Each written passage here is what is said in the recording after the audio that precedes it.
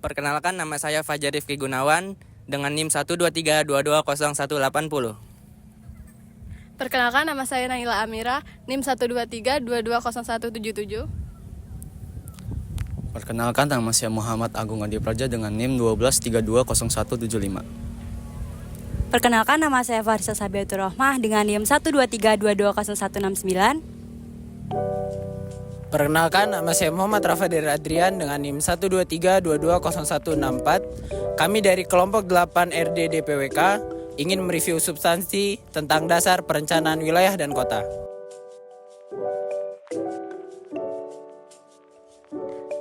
Jadi, saya bakal jelasin tentang perencanaan dan proses perencanaan. Perencanaan ialah proses mencapai goals atau tujuan dengan sumber daya yang ada. Sedangkan perencanaan ialah kegiatan pengambilan keputusan untuk masa depan, baik jangka panjang maupun jangka pendek. Di sini saya akan menjelaskan sejarah singkat tentang ilmu perencanaan wilayah dan kota yang ada di Indonesia. Pada era Hindia Belanda, konsep perencanaan wilayah mulai diperkenalkan dengan fokus pada pengaturan tata guna tanah. Pada tahun 1957, dibentuklah Badan Perencanaan Nasional atau BPN yang memiliki tugas merumuskan perencanaan nasional termasuk perencanaan wilayah dan kota. Pada tahun 2007, terjadi pemekaran Kementerian Negara Perencanaan Pembangunan Nasional atau Badan Perencanaan Pembangunan Nasional yang lebih menitik beratkan pada perencanaan. Sejak saat itu, ilmu perencanaan wilayah dan kota terus berkembang mencakup isu-isu seperti pembangunan berkelanjutan, mitigasi bencana, dan partisipasi masyarakat dalam proses perencanaan. Saya akan menjelaskan aspek keprofesian dan peluang lulus sebagai planners di masa depan. Aspek keprofesian yang akan planners lakukan di masa depan nantinya akan memiliki kompetensi untuk melakukan perencanaan sebuah kota, menemukan tata lahan kota, sistem transformasi, serta mengatur aktivitas-aktivitas yang ada di dalamnya. Sebagai contoh, di sebuah kota terdapat berbagai macam komponen fisik seperti wilayah perkantoran, pemukiman, industri, sistem transformasi, dan lain-lain. Serta di sisi lain juga terdapat komponen non-fisik seperti kemacetan, kepadatan penduduk, dan lain-lain. Seorang planners harus bisa menguasai semua aspek tersebut untuk dapat melakukan perencanaan yang baik sesuai dengan karakteristik wilayah yang ada.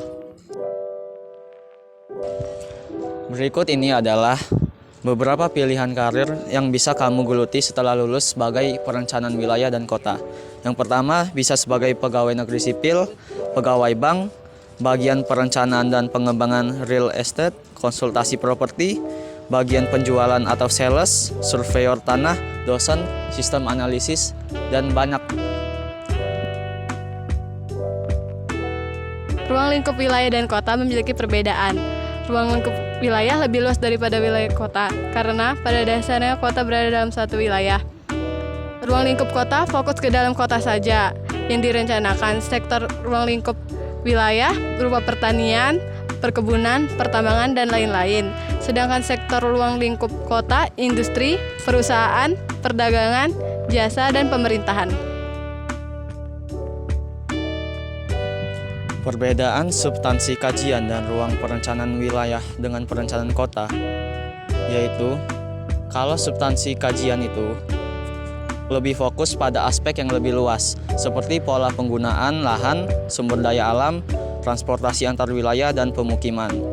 Kalau perencanaan kota itu lebih terfokus pada aspek perkotaan seperti tata ruang kota, infrastruktur, perumahan, transportasi, dan layanan publik. Jika produk perencanaan wilayah biasanya meliputi rencana penggunaan lahan, kebijakan pengembangan regional, dan strategi pengelolaan sumber daya alam. Sementara produk perencanaan kota termasuk tata ruang kota, rencana transportasi, master plan pembangunan kota, serta rencana tata ruang hijau dan rekreasi. Isu dan contoh permasalahan dalam kepwk-an. Pekerjaan perencanaan wilayah dan kota melibatkan banyak isu dan permasalahan. Beberapa di antaranya termasuk yang pertama, kehidupan perkotaan yang berkelanjutan. Pembangunan perkotaan yang berkelanjutan menghadapi tantangan dalam pengelolaan pertumbuhan populasi, pembangunan infrastruktur yang ramah lingkungan, peningkatan akses terhadap pelayanan dasar seperti air bersih dan sanitasi. Yang kedua, pengembangan kawasan kumuh. Permasalahan terkait kawasan kumuh yang meliputi pemukiman informal, ketidakadilan akses terhadap fasilitas dasar, dan pembangunan kembali daerah kumuh merupakan aspek penting yang perlu ditangani dalam perencanaan wilayah dan kota. Dan yang ketiga, transportasi dan mobilitas. Perencanaan transportasi yang berkelanjutan meningkatkan sistem transportasi publik, mengurangi kemacetan, serta mempromosikan moda transportasi yang ramah lingkungan dan inklusif. Setiap isu ini memberikan banyak ruang untuk analisis, riset, dan pemikiran kritis dalam konteks pembangunan wilayah dan kota. Baiklah, saya akan mengambil kesimpulan tentang dasar perencanaan wilayah dan kota. Berdasarkan pemahaman saya tentang perkuliahan dasar perencanaan wilayah dan kota pada satu semester ini adalah dapat ditarik kesimpulan bahwa teknik perencanaan wilayah dan kota merupakan suatu ilmu yang mempelajari penataan dari suatu kota dan wilayah tertentu. Dalam ilmu perencanaan wilayah dan kota, kita tidak hanya berbicara yang ingin dibangun dalam suatu kota atau wilayah, namun juga harus memikirkan bagaimana kondisi segala aspek kehidupan yang akan mendatang. Memperhatikan aspek fisik, kota atau wilayah bagaimana topografinya, pengalihan lahannya, kemudian sebagai planner, kita harus memperhatikan aspek transportasi ekonomi, perekonomian suatu kota tersebut, sosial budaya, kebudayaan yang ada di kota tersebut, hukum. Segala perencanaan harus mengacu pada hukum yang berlaku, seperti Undang-Undang Perda dan lain-lain. Jadi, sebagai planner, kita dapat memprediksi kebutuhan kota atau wilayah tersebut berdasarkan hasil analisis yang dilakukan. Yang dimana rencana-rencana yang dihasilkan oleh planners harus disesuaikan dengan perkembangan zaman, atau bisa disebut evaluasi, di mana evaluasi rencana yang dibuat umumnya dilakukan 5 tahun sekali, agar dapat memberikan kontribusi bagi negara Indonesia lebih baik ke depannya.